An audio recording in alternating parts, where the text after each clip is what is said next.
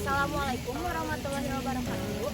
Saya Kalista Azahra dari kelas 12 MIPA 7. Di sini saya akan menjelaskan materi tentang kolonialisme dan imperialisme yang ada di Indonesia. Yang pertama, ada pengertian.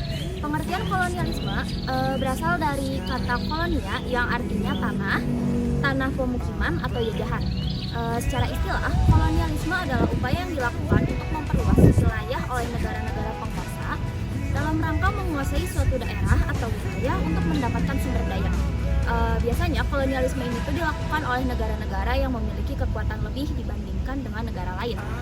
Contohnya seperti Spanyol yang menguasai wilayah Filipina dan Kolombia, Belanda yang menguasai wilayah Indonesia, dan Inggris yang menguasai wilayah India dan Semenanjung Malaya. Selanjutnya, imperialisme. Imperialisme berasal dari bahasa Latin imperare yang artinya menguasai. Secara istilah, imperialisme berarti upaya untuk memegang kendali pemerintah dari negara lain yang bertujuan untuk menguasainya dalam memperoleh kekuasaan atau keuntungan dari negara yang dikuasainya. Imperialisme sudah ada sejak abad ke-18. Pada awalnya dicetuskan oleh Benjamin Disraeli yang merupakan Perdana Menteri Inggris pada saat itu. Selanjutnya ada jenis-jenis. Yang pertama, jenis-jenis kolonialisme. Ada koloni eksploitasi yang merupakan menguras habis sumber daya daerah jajahan. Lalu ada koloni penduduk dilakukan dengan mengusir atau menghilangkan penduduk lokal di suatu wilayah. Lalu jenis-jenis imperialisme. Jenis-jenisnya imperialisme ini tuh dibedakan berdasarkan dua, ada berdasarkan waktu dan berdasarkan tujuan. Kalau untuk berdasarkan waktu itu ada imperialisme kuno muncul sebelum revolusi industri di Inggris yang dilatar belakangi oleh 3G atau Gold, Gospel, dan Glory. Lalu ada imperialisme modern muncul setelah revolusi industri yang dilatar belakangi oleh faktor ekonomi dan kebutuhan industri pada waktu itu. Kalau yang berdasarkan tujuan, ada imperialisme politik untuk menguasai seluruh kehidupan politik di suatu negara. Lalu imperialisme ekonomi untuk menguasai sektor perekonomian di negara lain, dan imperialisme militer untuk menguasai negara lain karena dianggap memiliki wilayah strategis yang bisa memperkuat pertahanan.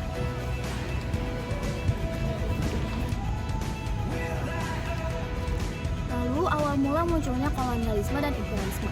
Pada mulanya ada kota yang bernama Konstantinopel. Kota ini merupakan kota dagang yang strategis. Banyak barang-barang dari Asia seperti sutra hingga rempah-rempah yang masuk ke Eropa melalui kota ini.